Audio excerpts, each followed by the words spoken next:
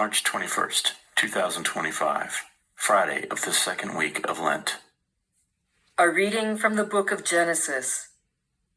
Israel loved Joseph best of all his sons, for he was the child of his old age, and he had made him a long tunic.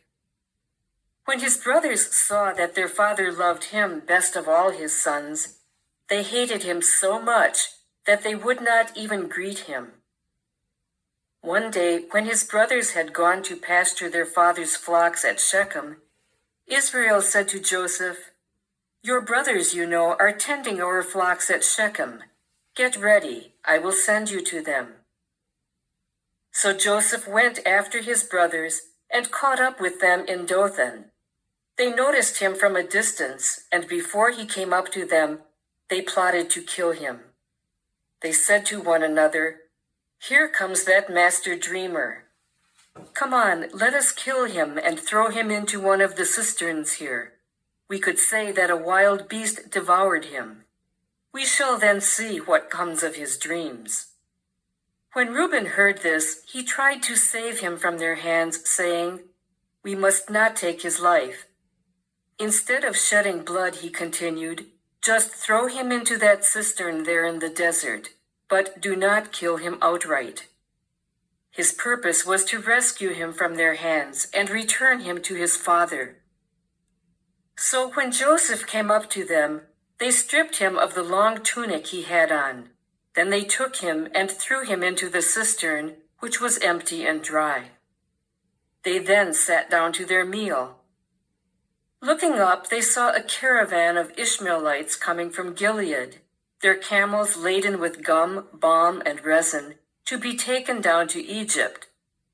Judah said to his brothers, "What is to be gained by killing our brother and concealing his blood? Rather, let us sell him to these Ishmaelites instead of doing away with him ourselves. After all, he is our brother, our own flesh." His brothers agreed. They sold Joseph to the Ishmaelites for 20 pieces of silver. The word of the Lord. The response is, "Remember the marvels the Lord has done." When the Lord called down a famine on the land and ruined the crop that sustained them, he sent a man before them, Joseph, sold as a slave. Remember the marvels the Lord has done. They had weighed him down with fetters, and he was bound with chains, till his prediction came to pass, and the word of the Lord proved him true. Remember the marvels the Lord has done. The king sent and released him. The ruler of the people set him free. He made him lord of his house and ruler of all his possessions. Remember the marvels the Lord has done. A reading from the Holy Gospel according to Matthew.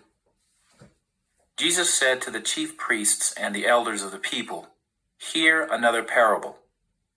There was a landowner who planted a vineyard, put a hedge around it, dug a winepress in it, and built a tower. Then he leased it to tenants and went on a journey. When vintage time drew near, he sent his servants to the tenants to obtain his produce.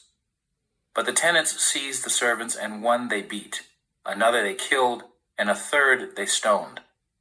Again he sent other servants, more numerous than the first ones, but they treated them in the same way. Finally, he sent his son to them, thinking, 'They will respect my son.'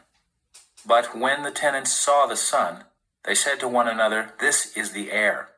Come, let us kill him and acquire his inheritance.' They seized him, threw him out of the vineyard, and killed him. What will the owner of the vineyard do to those tenants when he comes?" They answered him, "He will put those wretched men to a wretched death and lease his vineyard to other tenants, who will give him the produce at the proper times." Jesus said to them, "Did you never read in the scriptures, 'The stone that the builders rejected has become the cornerstone.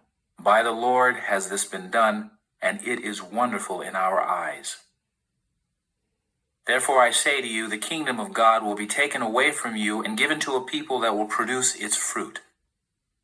When the chief priests and the Pharisees heard his parables, they knew that he was speaking about them. And although they were attempting to arrest him, they feared the crowds, for they regarded him as a prophet. The Gospel of the Lord.